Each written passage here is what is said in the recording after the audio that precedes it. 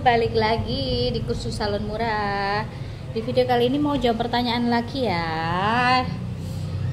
Jadi, iki jadi sopo nggak tahu, pokoknya belakangnya 588.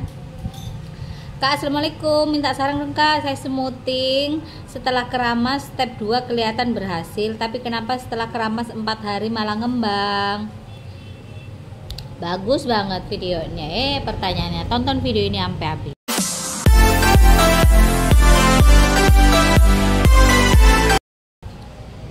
Jadi guys, kenapa istilah kasarnya itu orang smoothing ke tempat kita, anggapannya ke salon?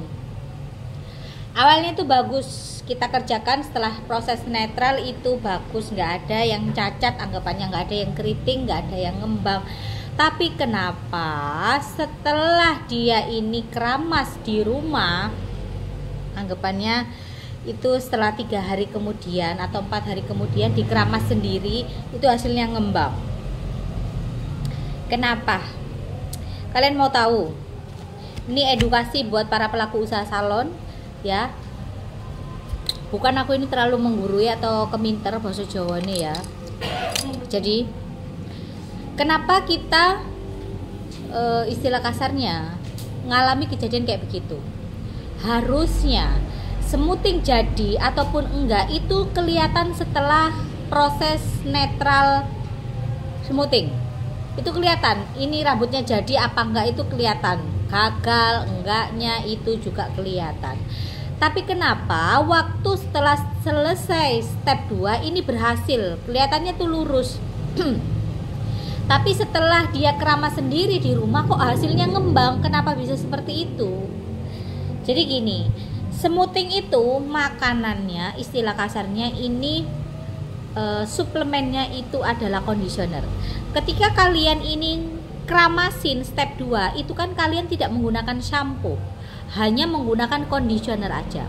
Segala sesuatu kalau terkena conditioner itu rambut satu lebih gampang diatur, yang kedua lebih kempes ya, jadi belum terlalu kelihatan. Sedangkan kalau customer kalian keramas sendiri di rumahnya ya, orang habis keramas terkadang tidak menggunakan conditioner, rambut kelihatan bener-bener, misalkan istilah kasarnya jadi nggak jadi itu kelihatan. Yaitu tadi setelah dia smoothing di tempat kalian 3 hari 4 hari itu kelihatan, karena mungkin dia tidak menggunakan conditioner. Itu yang pertama. Dan yang kedua, dia menggunakan sampo yang mengandung mentol. Ini sepele, terkadang tidak disadari sama semua orang. Kenapa aku bisa bilang seperti itu? Terkadang orang istilah kasarnya menyarankan terserah kamu mau pakai sampo apa, istilahnya itu secocoknya rambut kamu. Cuman harus kalian sadari dan harus kalian pahami ya. Selama aku berkecimpung di dunia salon, selalu aku ini yang namanya menimbang, mendapat istilah kasarnya kasus, mencari solusi. Terkadang hal-hal seperti ini tuh menjadi penyebab faktornya ngembang rambut, karena kalian menggunakan sampo yang mengandung mentol. Itu disarankan lebih baik tidak. Kenapa?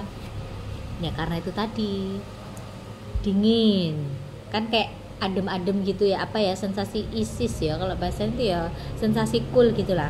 Tapi yang dibutuhkan rambut itu hanya sekedar pelembut. Ini yang harus disadari, terkadang tidak disadari sama salon ataupun klien-klien, istilah kasarnya itu customer. Karena aku pernah ngalami kasus seperti itu. Kita ini udah smoothing rambut, di step 2 nya selesai kita kerjain, hasilnya bagus. Terus dia keramas sendiri di rumah, itu hasilnya ngembang. Akhirnya aku suruh datang ke salonku, kita cuci ulang, kita kasih sampo, kita kasih conditioner. Anggapannya kalau di sampo itu pakai sampo jurigenan, itu sampo refill, itu harganya murah. Conditioner pun juga sama, harganya juga tidak mahal. Beda dengan sampo-sampo paten, istilah kasarnya itu seperti itu. Setelah kita keramas, cuci ulang, kita kasih conditioner, kita keringin, rambutnya kempes loh, nggak ada ngembang sama sekali, tetap lurus, nggak ada masalah, tidak ada ngembangnya. Ternyata setelah aku tanya-tanya, dia menggunakan sampo yang untuk rambut ketombean dan itu mengandung mentol. Terus sejak saat itu dia sudah tidak menggunakan sampo yang mengandung mentol lagi, lebih ke sampo hanya sekedar yang mengandung pelembut aja. Hasilnya tetap baik-baik aja sampai sekarang. Dan dia selalu repeat smoothing ke tempat kita per 6 bulan. Nah, hal-hal seperti ini tuh terkadang hal kecil tidak disadari sama pemilik usaha salon ataupun customer. Karena apa? Mungkin belum pernah mengalami. Kalau sudah ngalamin kayak gini, jadi pelajaran buat kita. Karena hal-hal yang terkadang sepele itu membuat rambut juga jadi bermasalah. Jadi kalian sebagai pelaku usaha salon harus diingat, harus belajar, karena sepinter-pinternya kita itu juga butuh belajar dari customer kita juga gitu loh. Karena segala sesuatu itu pasti bisa terjadi di lapangan. Ya, seperti hal-hal yang aku ceritakan kayak gini dan dialami juga sama orang lain anggapannya. Karena karakteristik rambut ini berbeda. Dan juga kenapa bisa kejadian seperti itu kalau misalkan faktornya bukan karena sampo mentol anggapannya. Bisa juga karena produk yang kalian pakai. Ada beberapa obat smoothing, dia ini lurusnya alami, bukan lurus kempes. Sedangkan di Indonesia 85% ya, orang mendambakan rambut seperti iklan sampo. Cantiknya orang Indonesia, sebagian orang beranggapan ketika rambutnya ini lurus kempes. Nah, orang smoothing rambut itu di pikirannya dia berandai-andainya, di mindsetnya dia, smoothing rambut adalah smoothing yang lurus dan rambutnya kempes, enggak ngembang.